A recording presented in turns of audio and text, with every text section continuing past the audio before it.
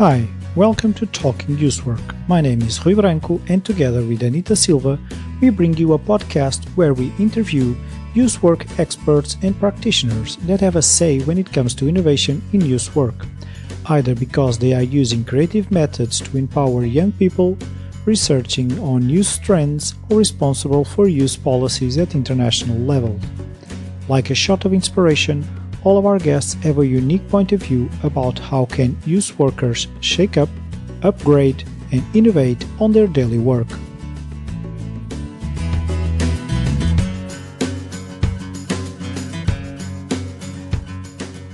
Hi everyone, and welcome back to Talking Youth Work.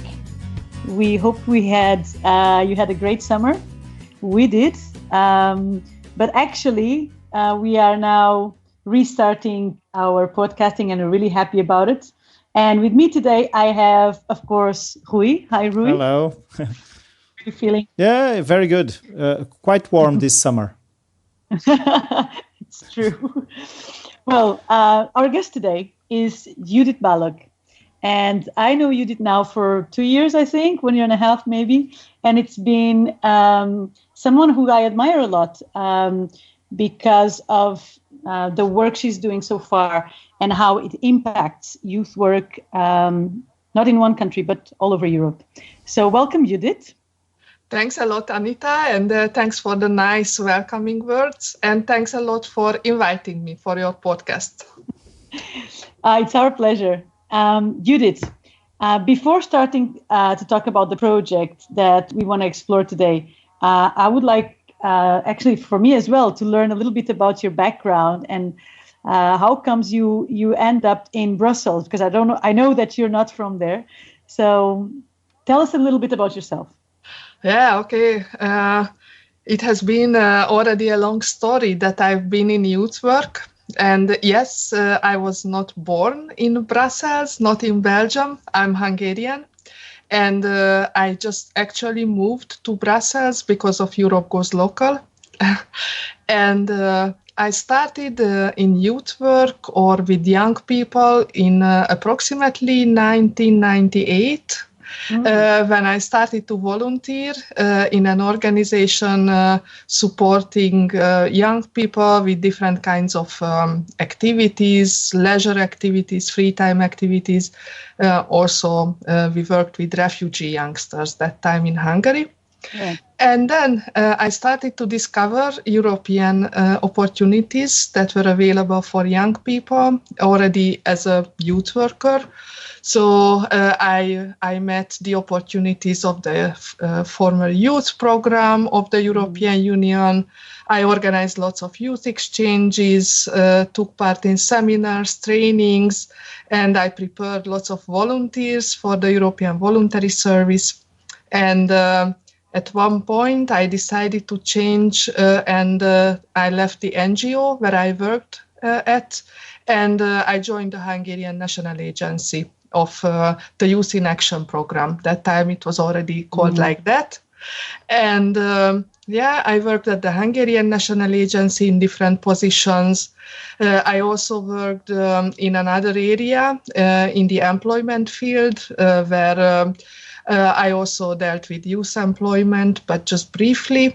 And then a big change happened in 2016. I saw a call for a project coordinator for a network project that supports municipalities and local NGOs at the European level.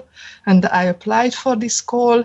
And in 2016, July, I ended up in Europe Goes Local as a project coordinator. And since then, I've been doing that. And for 1 year, I've been doing this in Brussels. Yeah. Wow, great. That's this a is journey. Short. It's a journey, a long journey. And just saying it short now. I would have a question about that. Once you started joining the international activities, using the now called the Erasmus Plus program, organizing international youth exchange. So when you internationalized your practice, did that change your view about youth work? Yes, absolutely. I would say that it brings a huge added value, learning about different other realities simply. Just leaving the local context or the national context, having the opportunity to exchange and learn from each other. It's a big change, and on the other hand, it's also a big change in terms of resources. I remember that back in Hungary at the end of the 90s and in 2000 something, the main resources of youth work were, some resources were available also at the national level or local level, but the European funding really boosted youth work in Hungary that time. And the opportunities just opened up of offering lots of new ideas, lots of new opportunities for exchanges, for trying out new methods, meeting new people, and really learning simply. Yeah. I think sometimes we underestimate the power of contact, just the contact with different realities, right? Just being in contact with other youth workers that work differently or have other resources or other problems. It's really enriching. Yeah, absolutely. Yes. It's I think it's really a key to see how others do things, how others approach the same problems in a different context, and just get inspired. I think the inspiration mostly comes from peer learning in most fields. And one thing that also I found that when contacting with different realities, it makes us think about why we're doing what we're doing. Maybe we didn't question because we start doing, we start helping, we start teaching, but we don't think about why. And when we contact with different realities, it makes us question. Yeah, I agree. We just start seeing our daily work or ourselves from a different angle, simply. And yes, we put questions. We might learn about different other new solutions. Yeah, I completely agree. So I really value peer learning and inspiration that comes from other realities. And I think that has really a lot to do, and it's a really big advantage that you have that passion for peer learning for your work now, coordinating the Europe Goes Local project. So tell us about that project. Yes, just to answer or to react on what you said, yes, Europe Goes Local is really a peer learning network, a learning organization or a learning project for all the members. And it has also become already a long story of what Europe Goes Local is. So Europe Goes Local is a network project, and it involves 23 countries at the moment from all over Europe. And I said at the moment because some new countries are about to join. There is a big interest in joining in. Mm-hmm. And the 23 countries also involve different actors, not only from the national level, but Europe Goes Local is a network project to support municipalities and local organizations that really carry out youth work at the grassroots level, or which supports the implementation of youth work at the grassroots level. Mm-hmm. So in the 23 countries, we work together with about 200 partners, different cities, different towns, but also in some countries, ministries are involved, trainers, facilitators. So it's a big learning network, a big network of exchanges, and with the passion of increasing the quality of local youth work to support each other in the quality development of local youth work. The project started in 2016, and it's a project that is financed by the Erasmus Plus program. It's an initiative of the national agencies of the Erasmus Plus program. So the major driving force behind this network is the national agency network of the Erasmus program in the youth field. And now we have a 3 years history in the project. Each national agency, the 23 national agencies, set up national working groups. In the national working groups, they involved all these municipalities and local NGOs that I mentioned. And it's also a big value in the project that it's really a flexible and tailored project for the different national and local realities.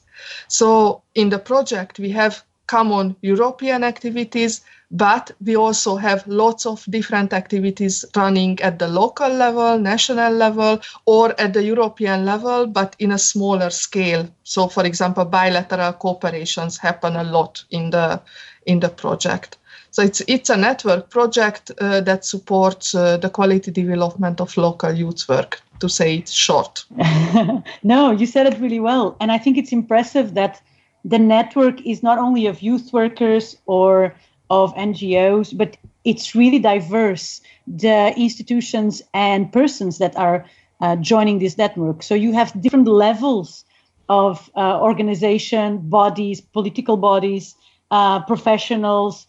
So I think it's not just peer learning, but it's community building, because you gather so many different players who have a say in youth work in countries. And that, of course, varies from country to country, who has a say on youth work and how it's organized. It's so diverse. I think that's a really big added value. Yes, we really try to achieve this, to have this diversity. And I didn't mention that also at the European level, we have different organizations involved, different international organizations. We have on board the European Youth Forum. We have the Intercity Network, that is a network of municipalities also in the youth field. We have the PAUI network, that is a network of youth workers that work in the field of open youth work. And we also have the partnership between the Council of Europe and the European Commission in the youth field. So we also try to guarantee this diversity at the European level, involving all these actors in the decision-making body, in the steering group of the project. And yes, if we look at local youth work, it's really a diverse phenomenon in each country, carried out differently, involving different stakeholders. Looking at the legislation, looking at practice, looking at policies, it's really a diverse field. So we wanted to make sure that the network is also diverse, bringing in all the actors that are involved. And it was also important to give the opportunity to each country to set up an action plan and a national working group according to its own needs, and not to force, not to impose something from the European level that would not fit the local or national realities. And yes, hopefully it's also a community building on the long run. Actually, when I look at our big European events, when we bring together all or almost all the stakeholders, then it really looks like that we are becoming a kind of family or a community that is built really organically from the bottom up, also, of course, with the support from the European level and the stimulus from the national and European level. But we try to make sure that each stakeholder can achieve something to develop its own work or her own work in local youth work. I have one question, is that from the outside, I wanted to understand what's the main difference from most of the transnational projects that Erasmus Plus already had. What was the main need and the main concern for creating Europe Goes Local? Yes, we had different types of impulse when before the project was created, different types of ideas. It became clear slowly after maybe the crisis, in 2008 and after, that there is actually a gap between European level initiatives and policies and the local realities. So it was expressed at more and more events, fora, discussions, different types of publications, that this gap should be filled somehow. A link or a bridge should be created, a stronger link between European initiatives and the local practices. So, and we discovered that yes, there are many projects running with many different European partners, but none of them really, only a few of them, and maybe in a smaller scale, tackled this question to bring in local actors, namely municipalities, to the European area, to the European scene of youth work. And this was the need that we tried to answer with this project, to offer the opportunity to municipalities and their partners to get to the international fora and to benefit from European ideas, European projects, European sources. And this project is also a very large-scale project involving almost all EU or European countries, because not only EU countries are involved in it from Europe. At the moment, probably this is one of the biggest European projects running. And that size, that is something that kind of brings a question to my mind. Because we talk about diversity as this very positive thing, which I think it is, that we have all these diverse stakeholders, and we kind of take it for granted that diversity is good. But diversity management is really hard. It's really hard to cope and put in play all the different interests, timings, tempos, all the different roles. And once you are, leading, coordinating such a network, how is it for you to coordinate such diversity? Yes, I obviously had to learn this, how to do it, because yes, I had experience with international projects also from in the past, and also I had experience in leading teams, but this is really different. In this project, everyone has an equal role, let's say, and diversity really has to be respected. So I think naturally it was a good initiative from the steering group of the project to respect this diversity. So the project, as I said, doesn't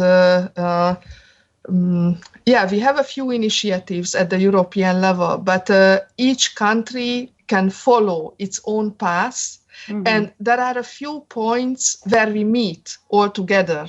There are some issues that we really discuss together, that we really work on all together. And this one issue is, for example, the European Charter on Local Youth Work, that we produce together in the whole network. But besides these few points or few key issues at the European level, it's important that each country, each national working group should focus on what its own interest is. Right. So, can you give us some examples of these initiatives? Yes. It's really a big diversity of activities. There are, for example, many study visits set up bilaterally in the project when different municipalities or different national working groups decide to have some activity together. During the study visit, there is an opportunity to closely study the practices of another country or of another municipality. There are about 40 study visits planned or running or have ran in the project. which were really tailored to the needs of the participants. We also have some seminars and training courses that can offer, again, an international exchange. We have a training course on lobbying for youth work. This is a long-term training course, and participants just we had an open call, and participants could apply, and they are taking part in it. But there were also various national level activities.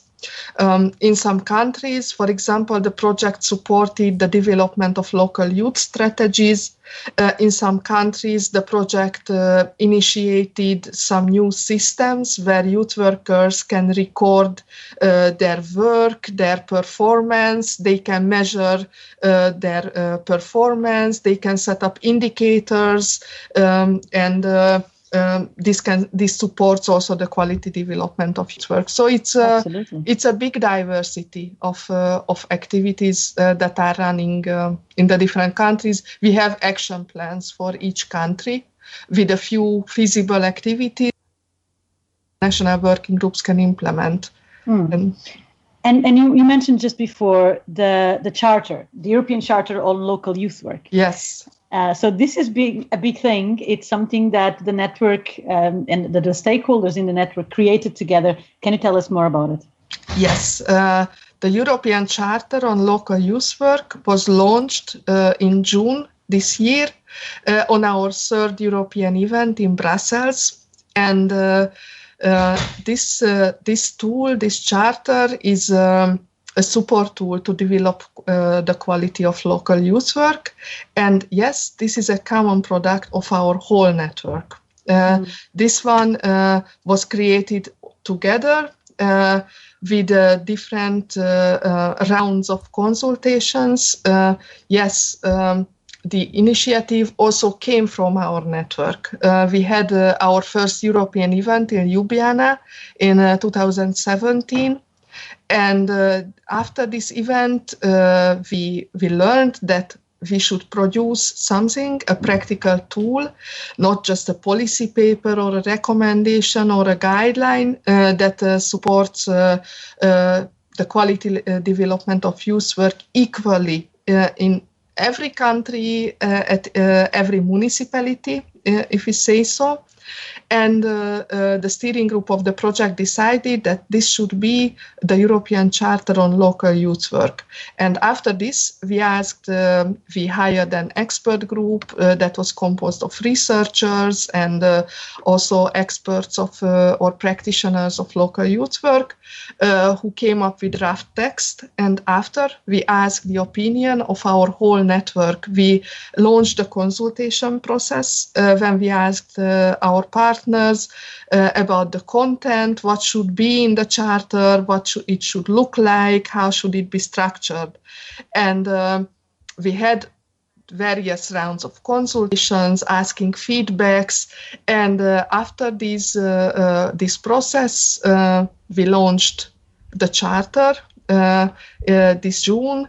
And hopefully this consultation helped us to make a tool that is really owned by the youth workers community in Europe, and not only by the project, not only by a few people making decisions, but by the whole youth worker community.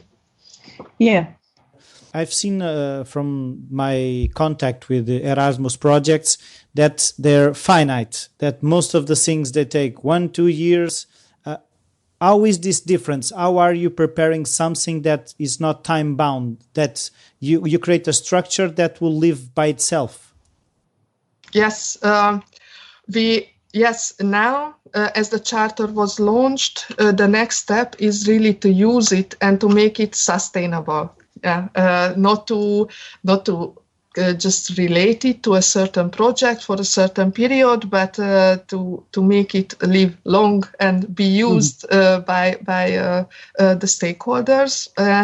Yes, we already have a few ideas for this, and we also asked our network how to do this. And based on their suggestions, the ideas are the following. we are going to develop a toolkit in the project that supports the use of the charter. We didn't speak yet about the structure of the charter. It's also important to know that this charter is meant to be a practical tool that can be used as a checklist, a list of key principles that can support quality use work. It can also be used as an assessment tool or a lobbying tool, because it really simply describes what use work should be or how it should be carried out. And in order to be able to use this charter as a practical tool, we will develop a toolkit that I mentioned. This toolkit will give some background information about why we came up with these principles that are stated by the charter. We will also give some policy references to maybe some research or some existing materials. But we also plan to create some guiding questions on each topic, each point of the charter, stimulating discussions amongst the stakeholders, amongst youth workers, and to stimulate a quality development process with the use of the charter. So if you take the charter as a youth worker, you can take these guiding principles as your aim or target. You can set up new processes, for example, that define your work. And this toolkit that we will develop and make it available online will support this. On the other hand, for the toolkit, we will start also collecting good practices in two directions. One is about already the use of the charter. So we will ask youth organizations or municipalities that already worked with the charter to share about their experience and how they did it. And we also would like to collect good practices in general about the quality development of local youth work. So organizations which have a good practice about, for example, involving young people in local decision making, they should share this practice not only with us but with the whole youth work community.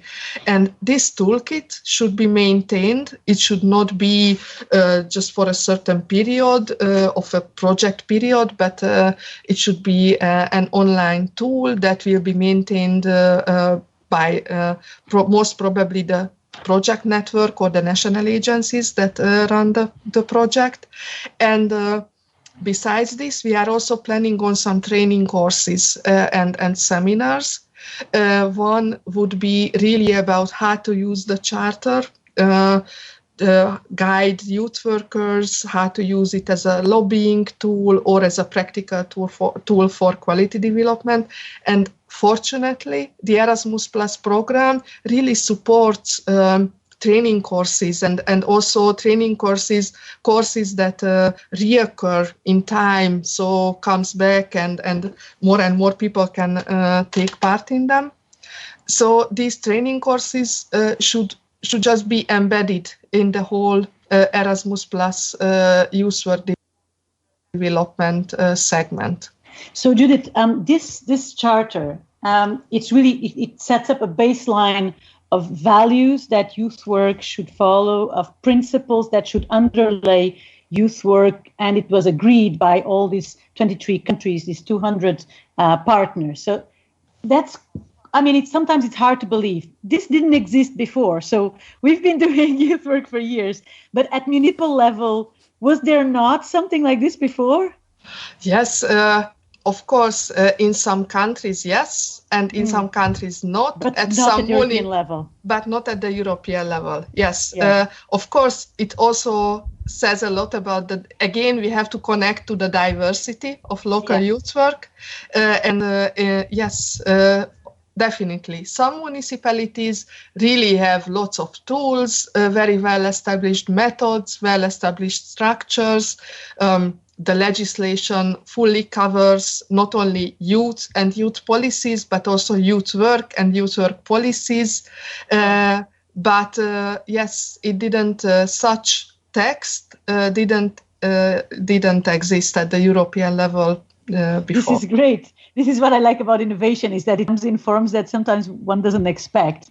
And I think it kind of went under the radar, the need to have some guidelines that we can, like you said, use to lobby, use to accommodate new practices and improve the quality of work at local level. But this brings me also the question of what you were saying now, which is, what about the countries, the municipalities that already have these structures, that already have this history of embracing youth work and developing it? What is the added value for them of having such a charter? Yes, it's really important to say and to state that this charter is really a free to use tool. So it's not obligatory to anyone. We will not ask anybody if, yes, of course, we ask municipalities and stakeholders to share their practices and their opinion and give feedback, but it's not a mandatory tool.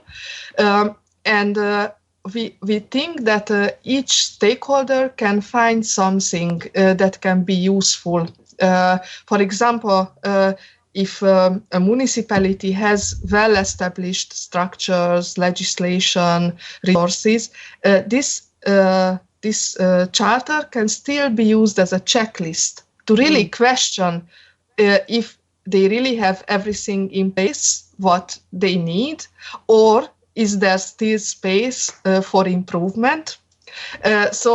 As I said, it's really easy to use it as a checklist. And on the other hand, if policies and processes are established, from time to time they have to be revised. And this charter can also be a support tool for revising when it comes to revising all these existing areas and existing background. Just an example, I was during the development process of the charter, it's about half a year ago, I was invited for a conference of another network.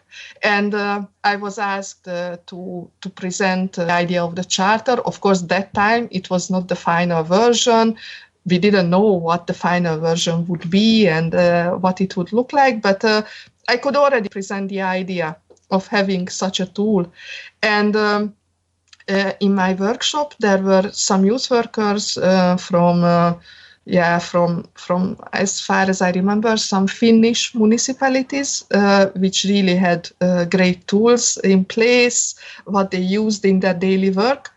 And when I asked them quite the same question, what you ask me now, how would you use this as you already have everything, or it looks like? And they told me that, for example, if they have a new colleague, this charter could be like a very good tool to really introduce youth work to them and to show them how a European tool can relate to their work, and the basic principles of youth work are really laid down in the charter.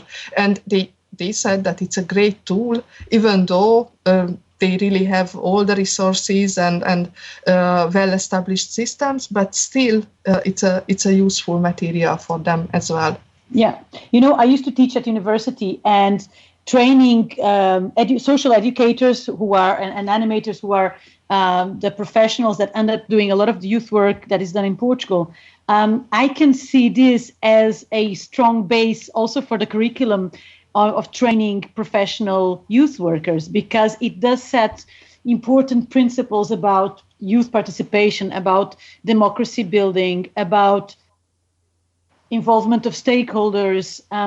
So it doesn't matter exactly if you are now giving the first steps as a community into recognizing youth work.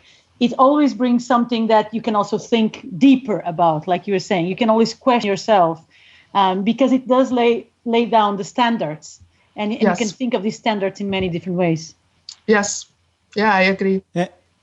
And I was thinking that the baseline, it's not anymore assumptions. And many of the confusions and lack of communication are assumptions that when I say youth work, you listen to my youth work. And when you say youth work, you think that I'm understanding exactly what you mean by saying youth work. And I've seen a lot of things that people, the way that they look at youth work are not the same. This creates a base where we can speak the same language. Yes, hopefully it contributes to that as well. On the other hand, recently there were really great policy developments also to help this problem, because the Council of Europe published a recommendation on youth work recently. Yeah, it's already I think 2 years ago, or so. And also the European Youth Strategy is referring to youth work quite extensively. And yes, it's not a secret that with the Charter, we also wanted to relate to these large policy documents or high-level policy documents in the case of the Council of Europe's recommendation, but also the strategy. And what these documents define at the policy level, we just wanted to define for the practice level. So really to bring it to practitioners, and actually the guiding principles laid down in the Charter can really have discussions, or even such discussion as well, just like you refer to define what youth work means to me, what youth work means in my context and in another context, because we just wanted to make sure, hopefully we could achieve this, that the Charter would be able to accommodate each different practices. So we didn't prescribe some kind of unified practice or unified approach, but we tried to make sure that the Charter can really give space to the diversity of youth work and local youth work.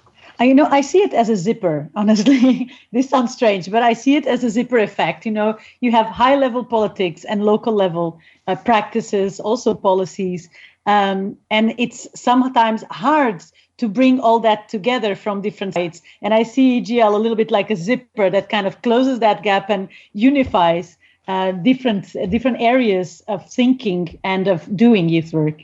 Yeah, it's a nice metaphor, actually. Yes, it's a nice metaphor. And I was thinking just one recently in the past few days, because now we are connected by different networks for cooperation, more and more needs are expressed to share information about the project. And I was thinking that this project, it's a kind of like catalysator of different, between the European level and the local level. And even, I guess, some countries use it also as a catalysator between the national and local level, because it can also help that, I think.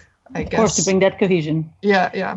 Great. Well, we heard about EGL, Europe Goes Local Network, and about the Charter. And about the zipper. And about the zipper, right? Of the conversation, and about the catalysator.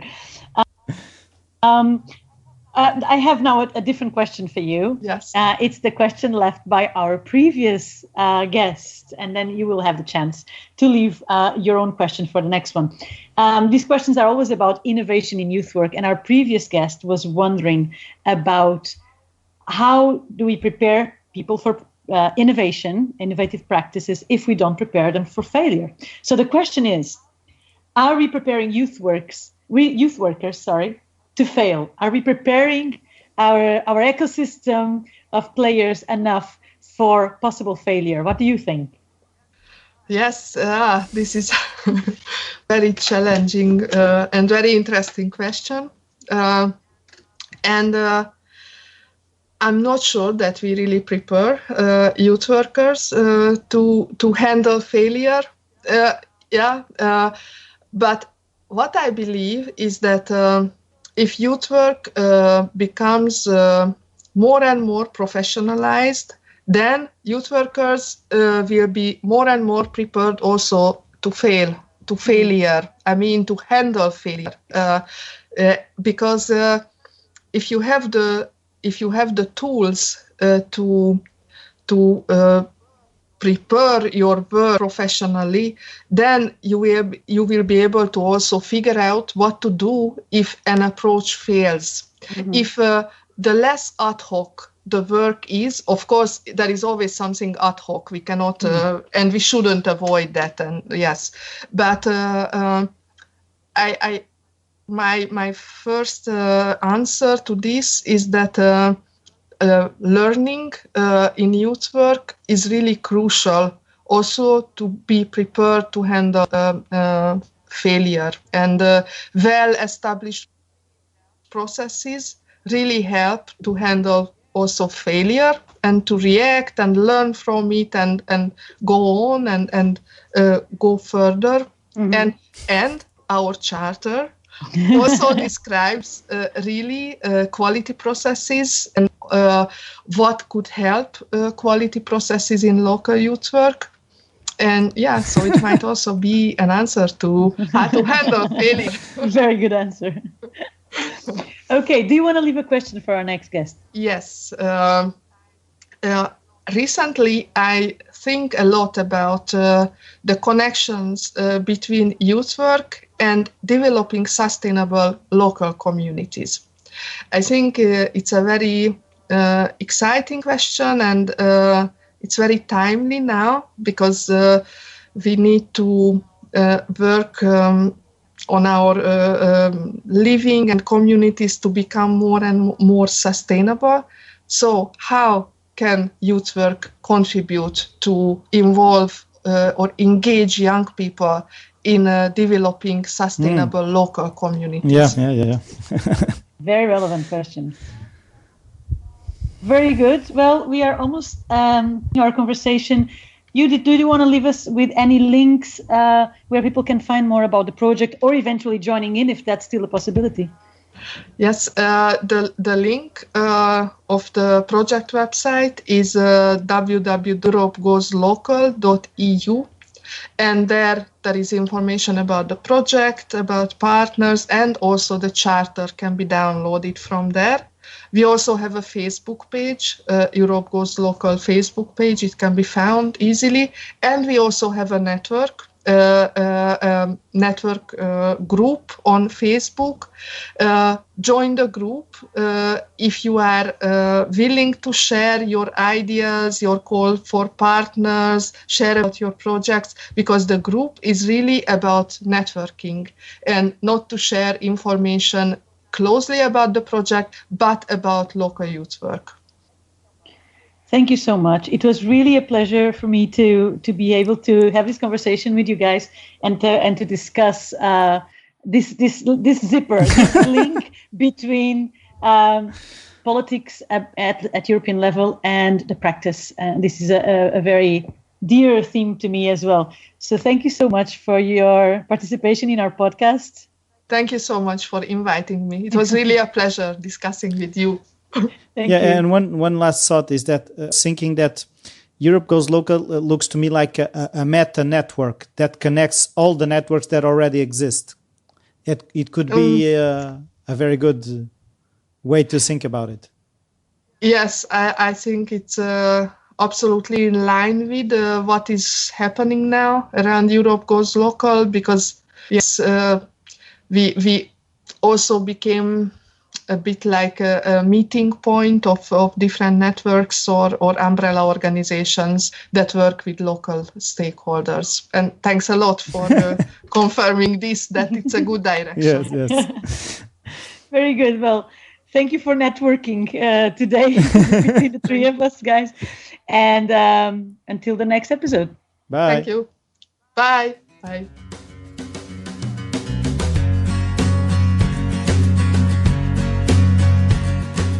This podcast is produced by Tim Maish with the support of UMAC, University of Applied Sciences.